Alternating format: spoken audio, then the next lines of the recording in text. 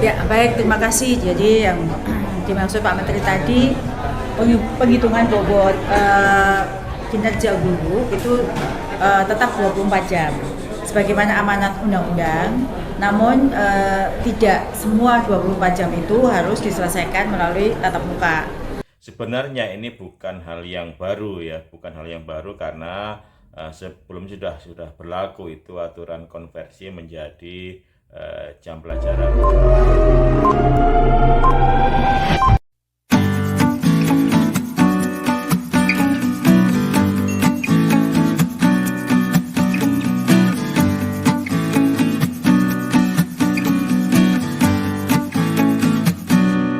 Assalamualaikum warahmatullahi wabarakatuh. Jumpa lagi dengan channel Sahabat Pembelajar. Sobat pembelajar sekalian, baru-baru ini ketika peluncuran pengelolaan kinerja yang baru versi 2025, Pak Menteri juga mewacanakan tentang beban kerja guru, di mana beban kerja guru 24 JP itu tidak harus semuanya tatap muka. Silakan disaksikan video berikut ini. Ya, baik, terima kasih. Jadi yang dimaksud Pak Menteri tadi, penghitungan bobot kinerja guru itu tetap 24 jam sebagaimana amanat undang-undang. Namun tidak semua 24 jam itu harus diselesaikan melalui tatap muka. Jadi bisa dengan kegiatan lain yang bagian dari 5M yang tertuang dalam Undang-Undang Guru Dosen. Tepatnya seperti apa saja yang menjadi perhitungan bobot dan berapa bobotnya itu akan dirumuskan dalam Kepmen. Jadi sebenarnya sebelumnya sudah ada keputusan menteri yang baru. Kita sedang sempurnakan untuk keputusan menteri ini agar nanti bisa menjadi rujukan. Misalnya yang dimaksud Pak Menteri seperti membimbing siswa dengan jumlah tertentu nanti akan dapat bobot berapa. Kemudian membimbing ekskul, kemudian juga pengembangan diri misalnya pengembangan diri kalau yang di pengelolaan kinerja sebelumnya itu kan ada kegiatan-kegiatan berbasis poin. Nanti pengembangan itu cukup di dalam penghitungan beban kerja mereka seperti pengembangan diri yang sesuai dengan bidang guru tersebut seperti itu. Berarti tetap ada poin ya Bu? Tapi tetap ada poin. Oh enggak, jadi itu akan berbeda, bukan di dalam pengelolaan kinerja. Misalnya kalau sebelumnya itu orang guru harus memenuhi 32 poin minimal yang dihitung melalui seminar, webinar, kegiatan. Meskipun itu tidak dihitung, tapi jika belum memenuhi 32 poin, dia tidak akan bisa melanjutkan ke bagian pengelolaan kinerja. Nah, itu yang tidak ada. Tapi pengembangan itu diperlukan dan diperhitungkan di dalam pemenuhan beban mereka di dalam 24 jam mengajar. Jadi Sendiri gimana Bu kalau nggak berbasis poin perhitungannya gimana? jadi ada bobot dan bobot itu tetap dibedakan antara poin di dalam pengelolaan kinerja yang lama dengan bobot sekarang. Kalau Pak Menteri tadi sebut 24 itu bisa 18 tatap mukanya, sisanya yang 6 itu bisa dalam kegiatan lain.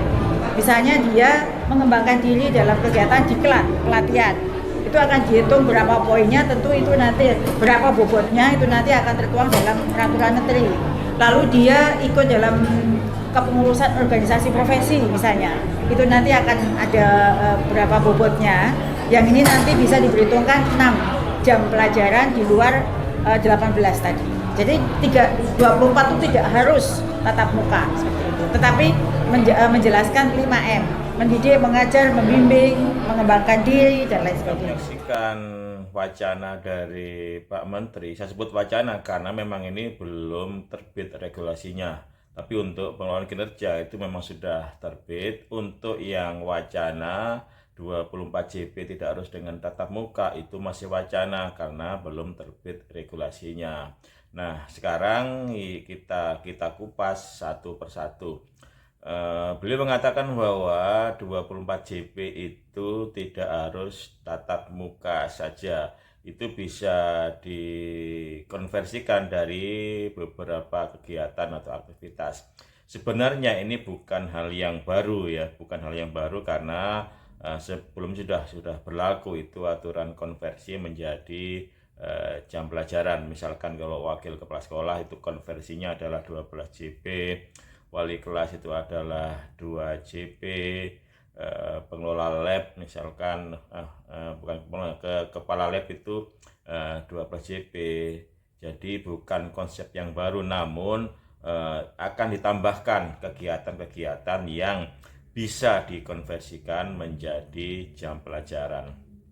Apa yang diwacanakan beliau yang pertama adalah membimbing. Jadi membimbing ini konsepnya seperti guru BK kira-kira, walaupun nanti seperti apa kita belum tahu persis juknisnya karena belum terbit regulasi dan juknis.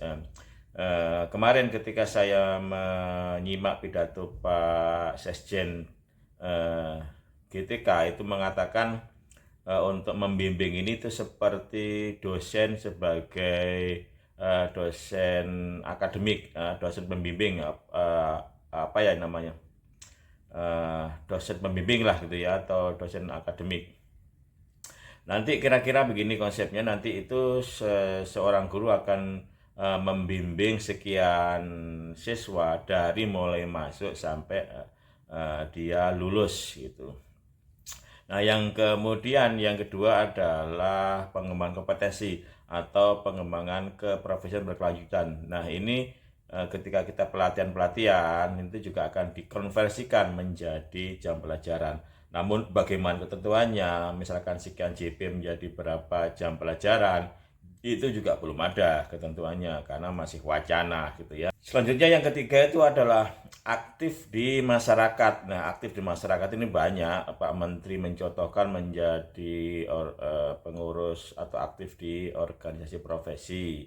Kemudian aktif yang mana lagi, itu juga belum ada ketentuannya gitu. Kemudian yang keempat itu adalah aktif di kegiatan sekolah, misalkan menjadi ikut upacara atau menjadi panitia. Kemudian aktivitas di sekolah apalagi, lagi-lagi belum ada ketentuan resmi, belum ada ketentuan jelas. Mari kita tunggu regulasinya. Yang terakhir saya katakan bahwa apapun regulasinya nanti itu penentunya itu adalah Dapodik ya. Bagaimanapun kalau Dapodik itu tidak merestui dalam tanda kutip ya tidak bisa itu dikonversikan, karena selama ini juga banyak itu kegiatan-kegiatan atau aktivitas yang seharusnya bisa dikonversi menjadi JP tetapi Dapodik itu tidak merestui. Contoh saja wali kelas itu jelas itu di regulasi Permen Dikbud nomor 15 tahun 2018 itu jelas bahwa wali kelas itu dikonversikan menjadi 2 JP, tetapi ternyata Dapodik itu tidak merestui, artinya tidak tercatat sebagai jam pelajaran ya. Maka ya kita tunggu ya regulasinya, karena bagaimanapun ini masih wacana, belum terbit regulasinya. Beda kalau pengelolaan kinerja memang sudah terbit regulasinya, kalau yang ini belum. Sebenarnya terpisah ya antara pengelolaan kinerja dan beban kerja 20 JP itu hal yang terpisah, regulasinya berbeda. Tetapi tidak tahu kok kemarin dicampur aduk itu seakan-akan itu satu kesatuan. Memang ada hubungannya, tetapi itu regulasinya terpisah. Demikian, terima kasih. Saya akhiri. Wassalamualaikum warahmatullahi wabarakatuh.